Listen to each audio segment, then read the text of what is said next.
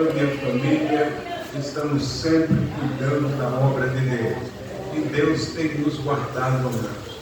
Sempre eu comento com a minha esposa, já passamos em lugares perigosos, visitamos lugares difíceis, e no trânsito, lá tem muito trânsito, muito motoqueiro que passam na frente dos carros, e só Deus para nos guardar, né?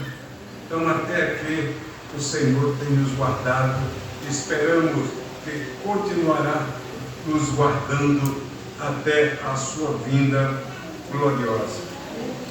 Eu gostaria, irmãos, de trazer aqui uma breve meditação na palavra de Deus, que se encontra no Evangelho de Lucas, no capítulo 4, Lucas capítulo 4.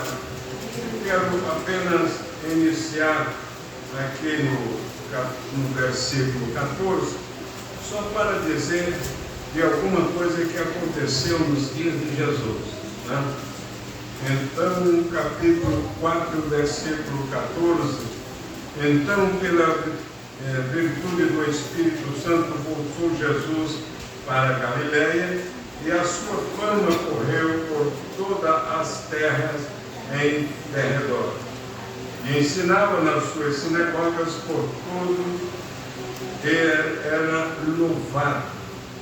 E quando chegando a Nazaré, onde fora criado, né, entrou num dia de sábado, segundo o seu costume, na sinagoga, e levantou-se para ler.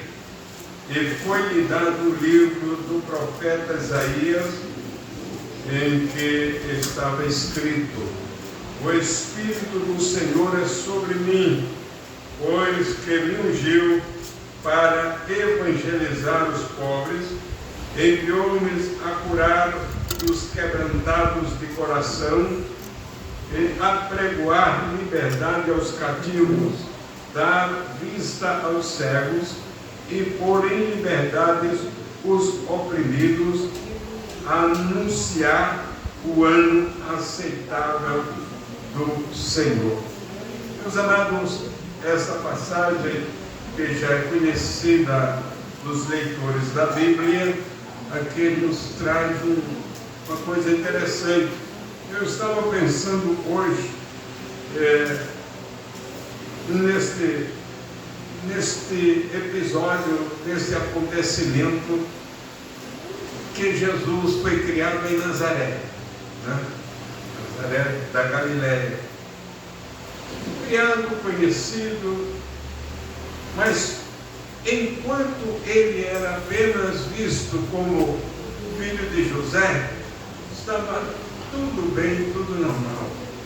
Enquanto ele era conhecido como o carpinteiro de Nazaré, também possivelmente alguém ia lá pedir, fazer as suas encomendas de alguns móveis da época, e tudo corria normal. Mas depois que Jesus leu a Escritura, que o profeta Isaías profetizou ao seu respeito, e que Jesus leu lá na sinagoga em Nazaré, e entregou o livro ao mestre da sinagoga, e sentou no seu lugar, diz a Bíblia, que o olhar de todos não estava no mestre da sinagoga, e sim em Jesus. E eles começaram entre si a comentar e a dizer: hoje se cumpriu esta Escritura. E quando isso aconteceu, aqueles que são do lado que nunca gostaram de Jesus, sempre existiu e ainda existe até os dias de hoje, falando em relação ao mundo humano, aqueles começaram a se irar entre si e a dizer: nós vamos matá-lo. e começaram a investir contra Jesus, levaram Jesus para a parte mais alta. Nazaré da Galileia, ela é uma cidade, na época era menor ainda, não era totalmente construída como existe hoje. Ela é construída numa parte alta. Nós passamos bem próximo lá de Nazaré, não entramos na cidade, mas deu para ver que ela o mar da Galileia está para baixo e a cidade ela é um tanto inclinada. E levaram Jesus para a parte mais alta, junto com a multidão, para matar Jesus. Mas Jesus é Jesus, que é o nosso Senhor, é o nosso Salvador. Jesus saiu do meio deles e escapou, no sentido bíblico, e eles ficaram procurando Jesus entre si e não viram mais. E eu estava pensando nisso, os nazarenos que rejeitaram Jesus. Os nazarenos que rejeitaram Jesus. Hoje à tarde, estava ali na casa da minha sobrinha, perto da minha irmã ali, e passou a multidão ali, logicamente são os religiosos, e eu estava olhando, amados, me deu um sentimento tão triste de ver o pessoal, eles até alegres, aquela alegria que não transmite gozo na alma, eles cantando, de passarem e dar a volta, e eu olhando e lembrando desta passagem, os nazarenos que rejeitaram Jesus. Veja bem, amado, se você puder, continue. Nós temos visto aqui até o gesto das irmãs gesticulando, se alegrando, porque você, mesmo se é nazareno ou não tem rejeitado Jesus, não tem desprezado Jesus. Jesus aqui neste lugar, nesta cidade pequena em relação às demais maiores, mas Jesus também olha para aqui. Jesus está com o seu olhar direcionado sobre esta cidade. Daqui tem testemunhos antiguíssimos que Jesus não esqueceu. Entre eles, por exemplo, foi quando a minha mãe ganhou um livro conhecido como o livro da capa preta, que era a Bíblia. Ela ganhou de presente um livro, uma Bíblia, e estava examinando. Nesta época, ela ainda não era crente, mas já estava lendo a Bíblia e estava gestante de mim.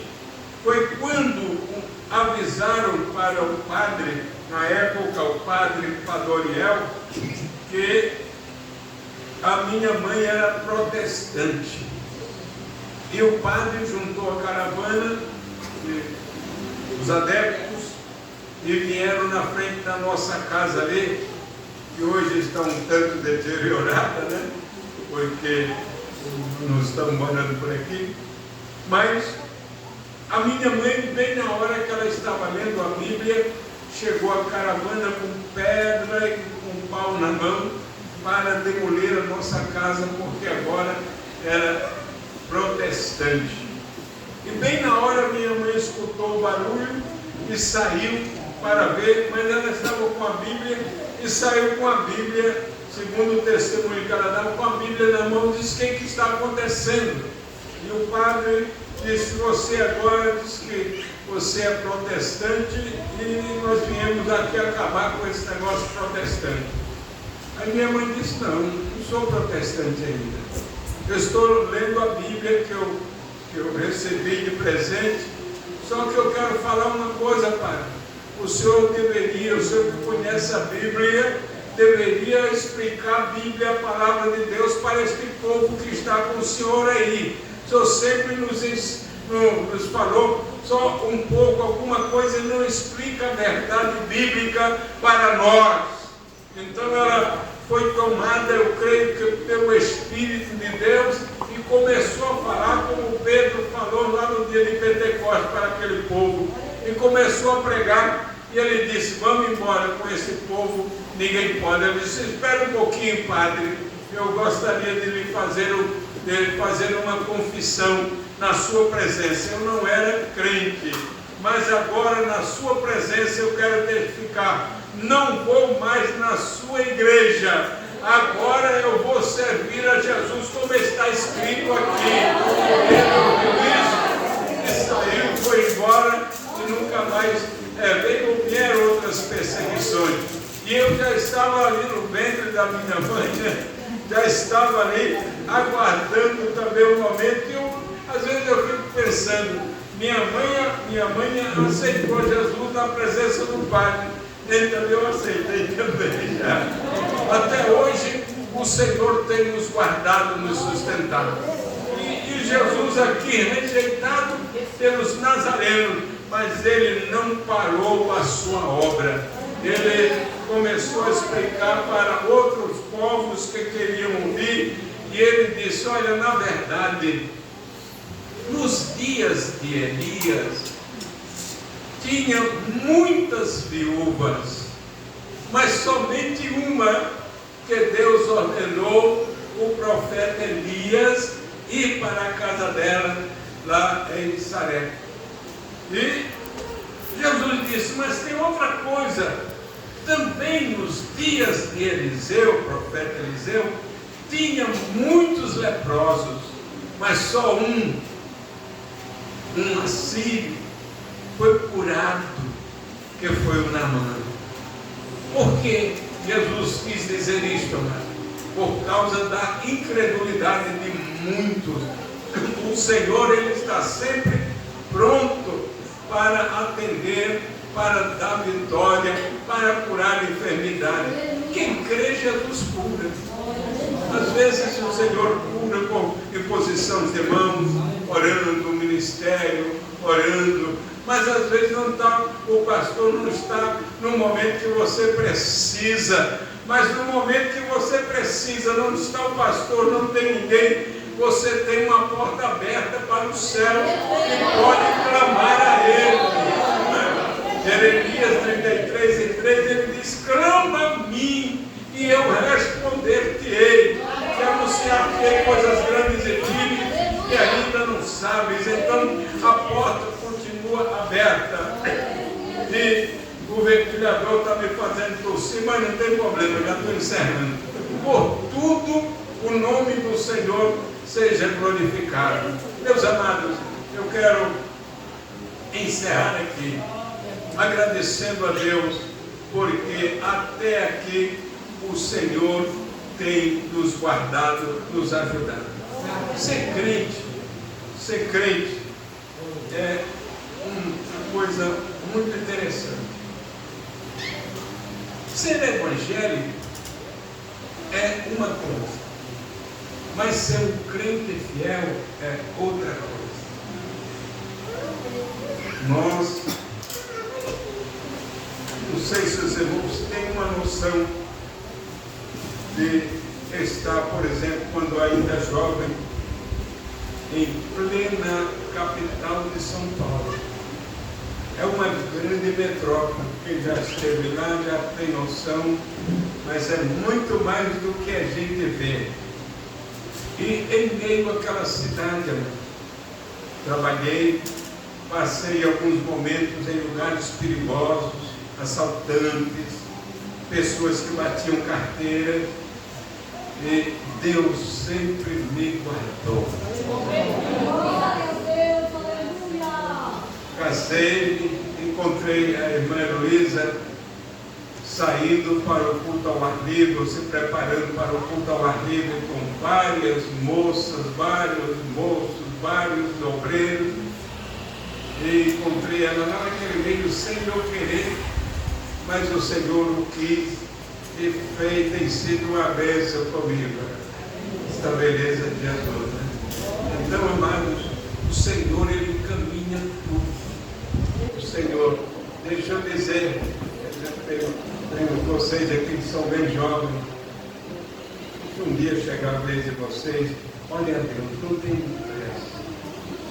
Assim como eu orava e pedia sempre para que Jesus, quando fosse para casar, tivesse condições que quase que não tinha, Senhor, prepara tudo depois, tivesse condições de casar, que fosse uma moça crente que me ajudasse na obra de Deus. Por outro lado, sem saber nada, ela também orava lá. E o Senhor fez assim, as duas orações se encontraram lá, e o Senhor passou a graça e deu tudo certo. Então, amados, a nossa vida, ou as nossas vidas, melhor, ela deve ser em tudo direcionada, guiada por Deus, o nosso Salvador.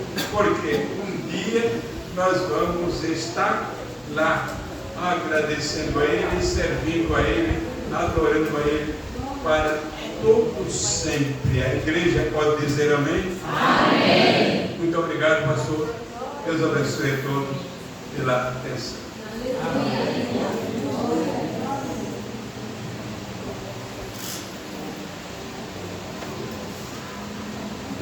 Glória a Jesus. Deus continue abençoando o pastor, dando vitória a ele, a sua família.